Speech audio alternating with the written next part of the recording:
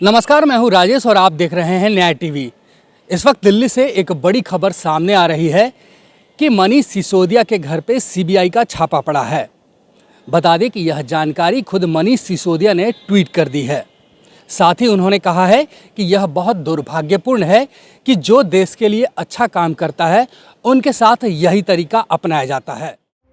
दिल्ली सरकार के उप मुख्यमंत्री मनीष सिसोदिया के घर आज सवेरे सीबीआई की टीम पहुंची। इसकी जानकारी उन्होंने खुद ही ट्वीट के जरिए दी। सिसोदिया ने केंद्र सरकार पर भी जमकर हमला बोला है। सिसोदिया ने कहा कि दिल्ली सरकार को शिक्षा और स्वास्थ्य क्षेत्र में अच्छे काम करने से रोका जा रहा है। सीबीआई के अधिकारियों के मुताबिक कुल 21 जगहों पर छापेमारी जारी है। ये छापे एक्साइज विभाग के कई अफसरों और शराब कारोबारियों के यहाँ डाले गए हैं। आबकारी पॉलिसी को लेकर चल रहे इस रेड में मनीष सिसोदिया के अलावा 3 पब्लिक सर्वेंट और शामिल हैं, बाकी अन्य लोग हैं। इस बीच दिल्ली के मुख्यमंत्री अरविंद केजरीवाल ने सीबीआई रेड की निंदा की है।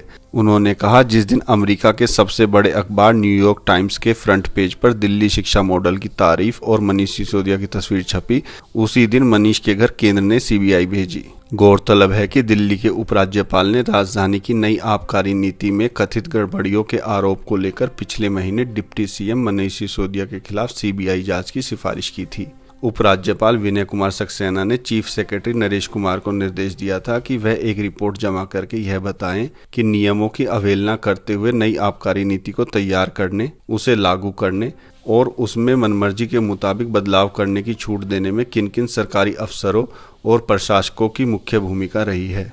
दरअसल दिल्ली सरकार ने पिछले साल ही अपनी नई एक्साइज पॉलिसी लागू की थी। उपराज्यपाल ने जिस रिपोर्ट को आधार बनाया है उसमें कहा गया है कि दिल्ली एक्साइज एक्ट और दिल्ली एक्साइज रूल्स का उल्लंघन किया गया। इसके अलावा शराब विक्रेताओं की लाइसेंस फीस भी माफ की गई। इससे सरकार को 144 करोड़ रुपए के रेवेन्यू का नुकसान हुआ। रिपोर्ट में आबकारी मंत्री की जिम्मेदारी निभा रहे उप मुख्यमंत्री मनीष सिसोदिया पर आरोप लगाया गया है कि उन्होंने वैधानिक प्रावधानों और आबकारी नीति का उल्लंघन किया। इन सभी गड़बड़ियों को देखते हुए सीबीआई जांच की सिफारिश करने का फैसला लिया गया।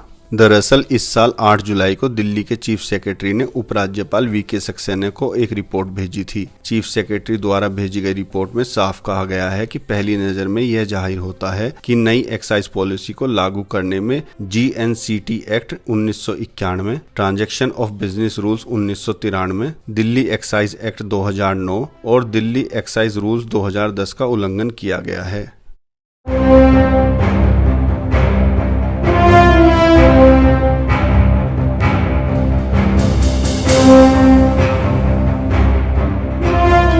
देश और दुनिया से जुड़ी खबरों के लिए चैनल को सब्सक्राइब करें, लाइक करें और बेल आइकन प्रेस करना ना भूलें।